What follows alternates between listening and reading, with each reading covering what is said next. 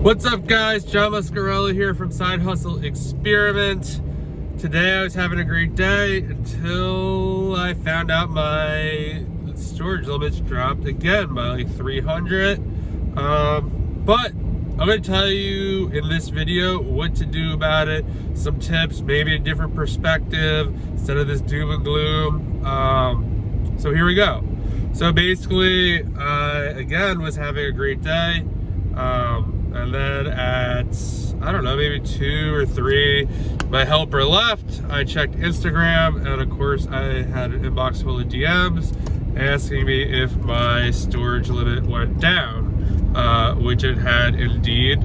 It went down about 300. People, it's rumored to say that if your IPI score went down, your limit went down. But I know of 2 people whose IPI score went up and they still lost storage. So something goofy's going on. I don't know if it's metric based and they're just shrinking. Someone told me they talked to support and this is going to be a weekly thing, that your limits will change with your IPI score. I don't really know.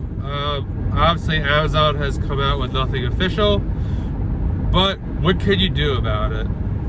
So I would say number 1, don't panic. Like, panicking does not get you anywhere. It's still really fresh. This happened, what, 72, I don't know, 72 hours ago. I mean, this started on Friday. I'm sure more news will come out. No one's really sure what's going on. So, I mean, I would say all you could do is what you can do. You can't really, it's out of your control at this point. If it turns out that Amazon says like you have to increase your sell-through rate, then okay, you have to like dispose of a good bit of your inventory. You have to maybe drop your prices. I don't know, but I would say you just can't panic, because number 1, you make terrible decisions when you do panic. Number 2, that really doesn't help you do anything or accomplish anything. So what can you do? I think you can just be level-headed about it. Take a look at what is happening. So basically, it seems that Amazon obviously doesn't want crap sent to their fulfillment centers. They want fast-moving items. So you have 2 choices. You can either send in fast-moving items, like I sell books, so maybe I sell in faster-moving items instead of, stuff that has an E-score under, I don't know. If it had an E-score of 10, maybe I'm only sending in things that have an E-score of 20 and above, which creates another problem, like what to do with all the books you would normally send that would sell through eventually that have an E-score of, I don't know, 10, 15. I mean, you can utilize buyback companies, I don't know, get creative. I'm not really sure. Or you can move to a totally different product category. I talked about the other day moving into OA. While that is probably still my plan, after today, I kind of have mixed feelings about it. Based on now that Amazon, I kind of adjusted, disposed of a lot of inventory, got over 1,100 available spots to send into, and then they just cut it. So I'm not really sure what that means. So should I really work on building an OA business? And maybe I get it up to the same point that I got my book business up to, and then they say, hey, you can't sell 50% of the OA items you're selling. And again, this is Amazon, so you play by their rules. It's nothing personal. Obviously, they have something in mind. They want us to do something different. Be nice if they came out and said exactly what that is, but it's Amazon. Number 2 thing you could do, look at your money situation. So a lot of people, if you are doing this full time, right, you have to, I would know how long you could survive if you never made another dime doing this, just to know like how fast you need to move.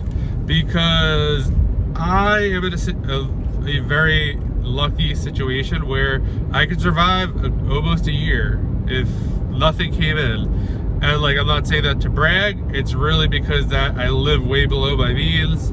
I still live in an apartment. I don't spend much money. And it's really because I've been plowing it into my business. So I have a very comfortable situation where I am not panicking right now. I am kind of waiting to see what happens. With crisis like this comes opportunity. So there are going to be some opportunities that come up for this. So know exactly what you need a month to, if you're doing it full time, you got to know like exactly what you need, how much you can take out, how long you can survive. If this is your side hustle and you're not counting on this money and it's just extra money, you're in a pretty good situation too. Like, basically, yeah, it sucks that you've invested time into this. Maybe you got a routine down, but really, I mean, you could apply this knowledge to another product and probably make the same, if not more money, doing this just as a side hustle. If you're doing this as a side hustle or making money and now count on that money because it supplements your full-time job, then you have to figure out if you think it's going to go away and you're making an extra $1,000 a month and you need that $1,000 now.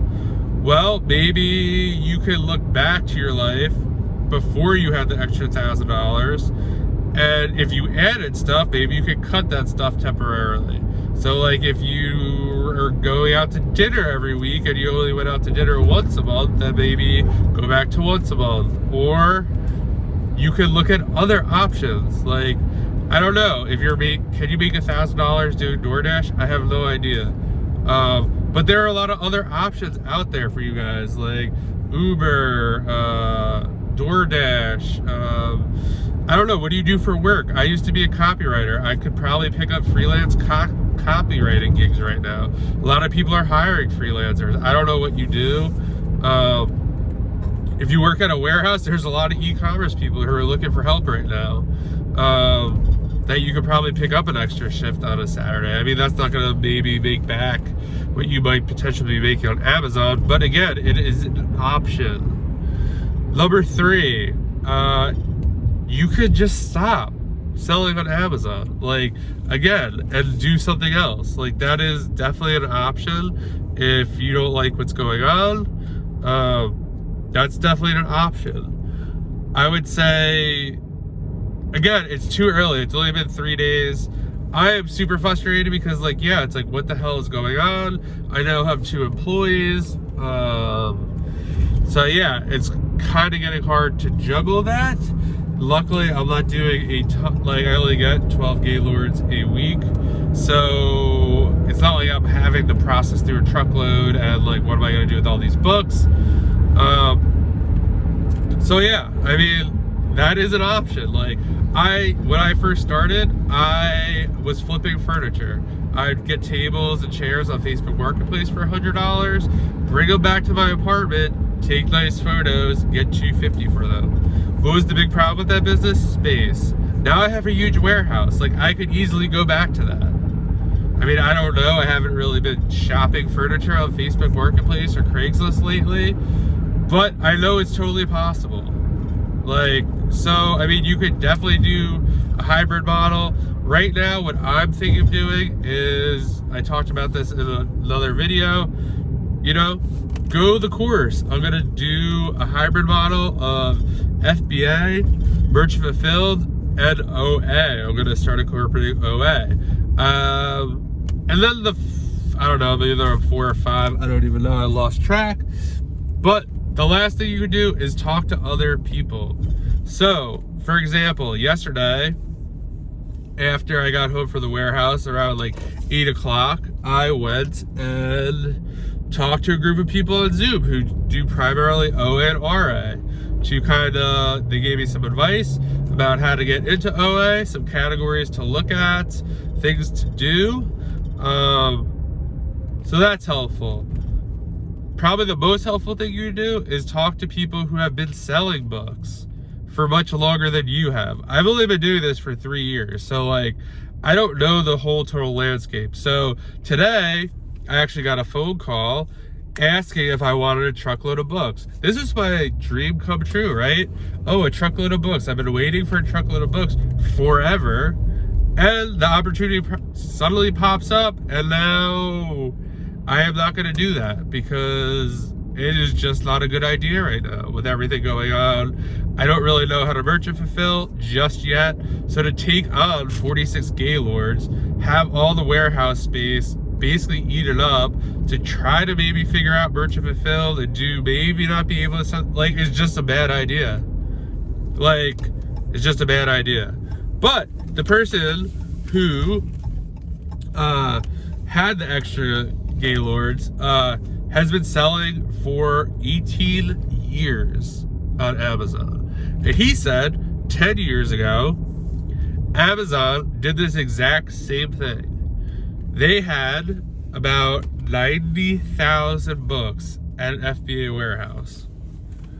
And then they wake up one morning and Amazon says you could only have 45,000 books in the warehouse.